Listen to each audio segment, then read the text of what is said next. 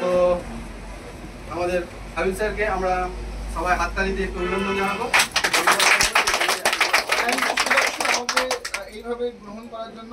First of all দেখুন, আমি আপনাদের প্রত্যেককে ধন্যবাদ জানাবো অন টাইম আসার জন্য। দেখুন, আমরা 11টায় আমি সুধাংশুকে রিকোয়েস্ট করেছিলাম কি দেখো 10:30 থেকে 11টা তুমি বাফারিং টাইম দাও, এবং যারা নতুন এই বিজনেসটাকে দেখতে চাইছেন বা তোমরা ইনভাইট করছো তাদেরকে 10:30 থেকে 11টার মধ্যে ঢোকো। এবং আমি লিটারালি খুব 7টায় বেরিয়ে, আমরা 6:30টায় বেরোনোর কথা, 7টায় বেরিয়ে এখানে ডট 10:10টায় ঢুকতে 11:15 ঢুকতে পেরেছি।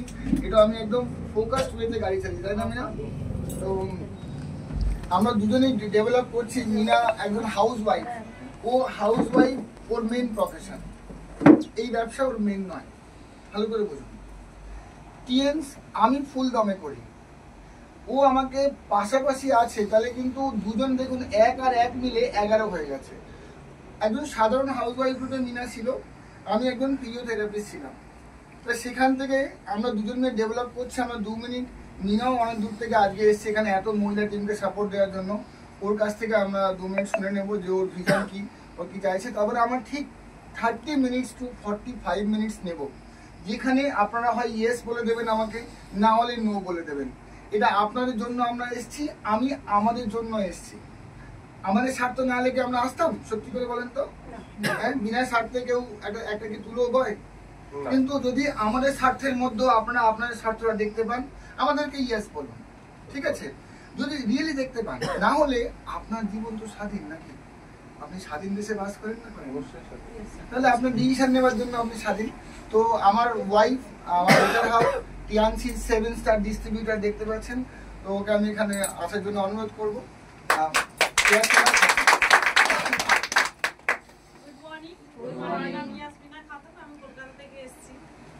আমি একটা নরমাল হাউসওয়াইফ ছিলাম।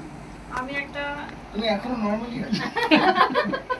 তো লাইফস্টাইল বলা চিনি। আমি প্রথমে যেখানে বিয়ে, আমার যেখানে বাপের বাড়ির দেশ, সেখানে একটা গ্রামীণ এলাকা, গ্রাম এলাকা, সেখান থেকে আমার এখানে বিয়ে হয়। সেখানে যেহেতু লোকরা বলে আমার কলকাতায় বিয়ে হয়েছে। আমি প্রথম হাউসওয়াইফ ছিলাম, তারপরে উনি ফিজিওথেরাপিস্ট ছিল। মোটামুটি আমাদের ইনকাম ভালো ছিল, ওখান থেকে আমার সংসার চলে গিয়ে আমাদের লাইফস্টাইল মেনটেন হয়ে যেত। আমরা চিন্তা করলাম সামনে যে আগামী দিনে আসছে, আমরা তো থেরাপি কি তো এরকম করতে পারবে না সারা লাইফ। তখন একটা 60 বছর কি 50 বছরে গিয়ে তার কথাটা তো আমাদের ভাবতে হবে।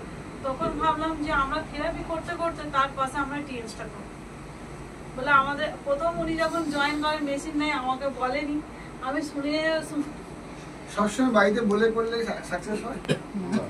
তারপরে আমি বুঝতে পারতাম না প্রথম আমিও সেম সিচুয়েশন। আপনারা যে অনেকে এখন নতুন আছেন বুঝতে পারছেন না, সেম সিচুয়েশন আমারও হলো। আমি মিটিং ট্রেনিং এ থাকতে থাকতে ব্যাস আমি বিজনেসটা আমার ভিতরে পুরো জন্মে গেছে। একটা বাচ্চাকে যেরকম ভালোবাসলে ভালোবাসাটা জন্মায়, নিজের সন্তানকে টিএনস ওরকম আমার একটা আর একটা দ্বিতীয় বাচ্চা। কিছুটা ও বলুক, কিছুটা আমি। আমার মনে হয় এই ব্যাপারটা বলা উচিত। এই ব্যবসাটা আপনি এমনি পাবেন না, এই ব্যবসা কেউ একজন আপনাকে উপহার দেবে। যেমন আমার বান্ধবী মৌসুমী রায় ছিল, ও আমার সঙ্গে মহেশতলা কলেজে পড়তো, বজবাজ এরিয়াতে। তো ও আমাকে একদিন ডাকে আর এই ব্যবসাটাকে উপহার দেয়। আমার ভালো লাগে, এই ডিভাইসেসগুলো ভালো লাগে, জিনিসপত্রগুলো ভালো লাগে। যদি কোনো জিনিস উপযোগী হয়, মানে কারোর যদি কাজে লাগে, সেই জিনিসটা অন্য কোথাও বলা যায় না, যায় না। আপনি আমি এমনি বলি, আপনার আলুর চাষের যদি কোনো ভালো বীজ পেয়ে যান, আপনি অন্য চাষি ভাইকে বলে দেন তো যে ওখান থেকে ভালো বীজ নাও। এটা আমরা সাধারণত করি। তো এই মৌসুমে কিন্তু আমাকে লিঙ্ক করেছিল এমন একজন সিস্টেমের সঙ্গে, এমন একজন সিস্টেমের মানে প্রবর্তকের সঙ্গে। তার নাম হচ্ছে মিস্টার পলাশ দত্ত, ওনারা কাপল, এবং মিসেস সুলানা দত্ত। দুজনেই সরকারি ব্যাকগ্রাউন্ডে চাকরি করতেন। মৌসুমে আমাকে এই ব্যবসায় স্পন্সর করে দেন, কিন্তু বিশেষ যিনি আমাকে লালন পালন করেন, আমার মেন্টর, আমাকে ট্রেনিং দেন, আমাকে শেখান, তারা হচ্ছেন মিস্টার পলাশ দত্ত এবং সুলগ্না ম্যাডাম। আমি সুধাংশুকে খুব অভিবাদন জানাবো যে আমার আমাদের থেকে বড় রেখেছে। আমি কখনোই চাই না যে স্যার ম্যাডামের থেকে ছবি আমার 1 ইঞ্চিও বড় হোক, কারণ ওনাদেরকে উপরে রেখে বলে ছত্র ছায়াতে আমরা গ্রো করছি। মৌসুমীর প্রতি সম্মান, ও এই ব্যবসাটাকে আমার প্রতি এনে দিয়েছেন। আর স্যার ম্যাডামের প্রতি আমার আন্তরিক কৃতজ্ঞতা। তাদের জন্য কিন্তু আমরা একটা প্ল্যাটফর্ম পেয়েছি, যেখান থেকে আর্থিক সমৃদ্ধি এবং স্বাধীনতা আমরা কি করে পাবো, আমরা নেক্সট 45 মিনিটসে দেখবো। কিন্তু আমাদের ভিশন মিশন বলছি, প্রত্যেক মানুষের লাইফ এখান থেকে চেঞ্জ হতে পারে। একটা সূত্র আপনাকেও দেখবেন কেউ না কেউ এখানে এনেছে, তাই নাকি? কেউ এর খোঁজ আপনি পাবেন না। খুব ভাগ্যবান লোক এরকম ব্যবস্থাপনার এই সিস্টেমটার খোঁজ পান। ভাববেন না আমি আপনাকে কোনো প্রোডাক্ট বিক্রি করে যাব আজকে। আজকে সকাল থেকে রাত অবধি হাজারো প্রোডাক্ট বিক্রি হবে, হবে না? হবে না, হাজারো হবে। কেউ মাজন কিনেছে, আমাদের কোম্পানি নয়, কেউ অন্য কোম্পানি কিনেছে। হাজারো প্রোডাক্ট, কেউ একটা মোটরসাইকেল কিনে ফেলেছে, কেউ ট্রাক্টর কিনেছে। আপনাদের এখানে কয়েক কোটি কোটি টাকার বিক্রি হবে আর সকাল থেকে রাত অবধি। হবে না? হবে না? গোঘাটে একটা প্যাকেট নুন বিক্রি হবে, একটা প্যাকেট চা বিক্রি হবে, হবে তো? আমি ওই কাজটি করতে এখানে আসিনি। আমি একটা সিস্টেমকে আপনাদের কাছে বিক্রি করে যাব। টাকা তো নেবই আপনাদের কাছে, বিনিময়ে কিছু তো আমি আপনাকে দেবো। সেটা হচ্ছে সিস্টেম। যে সিস্টেমকে ফলো করলে আপনি যেটা করছেন ওটাকে বজায় রেখে দিনে 3 থেকে 4 ঘন্টা যদি ভালোভাবে দেন, আমি বলছি আপনি লাইফে একদিন টাইম ফ্রিডম পাবেন। মানে আজকে আমাদের ছুটি করে যেন মনে হচ্ছে আমি এলাম, আমাকে কেউ বলার নেই তুমি ছুটি করলে কেন। এটা টাইম ফ্রিডম না? টাইম ফ্রিডম না। আজকে আমি ইচ্ছা মতো আমার গাড়ির ট্যাঙ্ক ফুল করবো কি আমার বাচ্চাকে ভালো স্কুলে পড়াবো, তার জন্য আমার টাকার কোনো কমতি পড়বে না। এটা টাকার ফ্রিডম না? ফ্রিডম নয়। তো ওইরকম একটা সিস্টেম আপনাকে দেখাবো খুব সহজভাবে। গোঘাটের জনসংখ্যা কেন জিজ্ঞেস করলাম আপনাদেরকে, সেটা কিন্তু আমি এই সিস্টেমটার মধ্যেই আমি কিন্তু প্রকাশ করব। এখানে একটি ব্যক্তিও বলতে পারলেন না আপনাদের গোঘাটের জনসংখ্যা কত।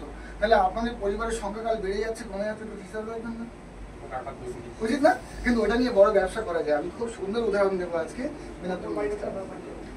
এবার আমি বলি আমাদের যিনি, আমি তো প্রথম গ্রেটফুল, কারণ আমাদের যিনি স্যার আর ম্যাম, ওনাদের ট্রেনিং সিস্টেমে আমরা নিজেদের আপডেট করতে পারছি, কাজটা করতে পারছি, খুব দরকার দিয়ে কাজ করতে পারছি।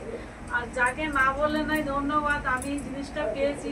তিনি আমার হাজবেন্ড, ওনাকে অনেক ধন্যবাদ, কারণ উনি না হলে আমি এই জায়গায় আজ দাঁড়াতে পারতাম। সাইকেলের একটা জায়গায় পাম্প থাকলে একটা পাম্প না থাকলে ভালো চলবে। সুধাংশু, বৈশাখী এবং গোপালদা, বিপদদা, সবাইকে থ্যাংক ইউ। কারণ ওনারাও, আমরাও সাপোর্ট দিচ্ছি, কিন্তু ওনারাও আমাদের নিচ্ছেন। প্লাস একে অপরের মিলেমিশে কাজটা করতে পেরে আমারও খুব ভালো লাগছে। আর আমরা মহিলারা মনে করি আমরা দোকান থেকে তো ন্যাপকিন বা কোনো ক্রিটিক্যাল জিনিস এটা ওটা কিনি, তো সেখান থেকে কিন্তু আমরা কিছু পাই না। আমরা যদি এখানে এই বিজনেসটা করে যদি আমি এখান থেকে ইনকাম পাই, তাহলে আমি কেন করবো?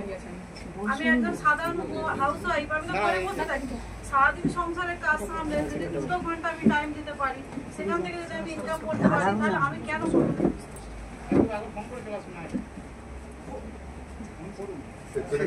আমি কেন বিজনেস কেন করতে পারবো? তাহলে আমিও একজন হাউস ওয়াইফ ছিলাম, যদি আমি যদি পারি, তাহলে আমার মনে হয় আপনারা সবাই পারবেন। কিন্তু আমার একটা প্রশ্ন, তুমি বলছো আমি হাউস ওয়াইফ ছিলাম, এখন তুমি কেন নেই? না, এখন কি আমি হাউস ওয়াইফ আছি? হাউস ওয়াইফ তুমি তো আছোই, ওটা তো বাদ, ওই ডেজিগনেশন তো বাদ যায়নি। তুমি অন্য একটা পেশাকে নিয়েছো নাকি? ওটাও আছে, তার সঙ্গে এক্সট্রা কিন্তু করছো।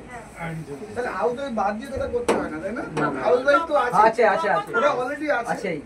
হাউস ওয়াইফ তখন পুরো প্রপারলি ঘরে থাকতাম, কিন্তু এখন তো পুরো ঘরে থাকছি। ঠিক। তো এখানে খুব মিনা খুব ভালো কথা বলেছে একটা, যে শুধু আমরা এখানে দিলে হয় না, এখানে গোঘাট আমাদেরকে গ্রহণও করেছে। এই জন্য আমি গোঘাটের জন্য বড় করে হাততালি চেয়ে নেবো। আমি গোঘাটের কৃতজ্ঞ। আজকে আপনাদের কেন বলছি গোঘাটের জনসংখ্যা কত জিজ্ঞেস করছিলাম। গোঘাটের বর্তমান জনসংখ্যা হচ্ছে 1,80,000 গোঘাটে। আমি এক্ষুনি গুগলে দেখলাম আপনাদের 1,80,000। ধন্যবাদ স্যার।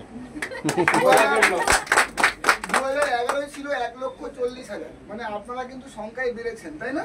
সংখ্যায় বাড়লে দোকান বাড়ে না? বাড়ে না? বাড়ে। ইনকাম বাড়ে না? বাড়ে না? পরিশ্রম করার লোক বাড়ে না? বাড়ে না? বাড়ে তো। তার মানে গোঘাট উন্নতি করেছে। কিন্তু সমস্যা, এবং আপনাদের সবচেয়ে ভালো রেশিও দেখলাম যে 1,40,000 যখন 2011 আপনারা ছিলেন গোঘাট, তখন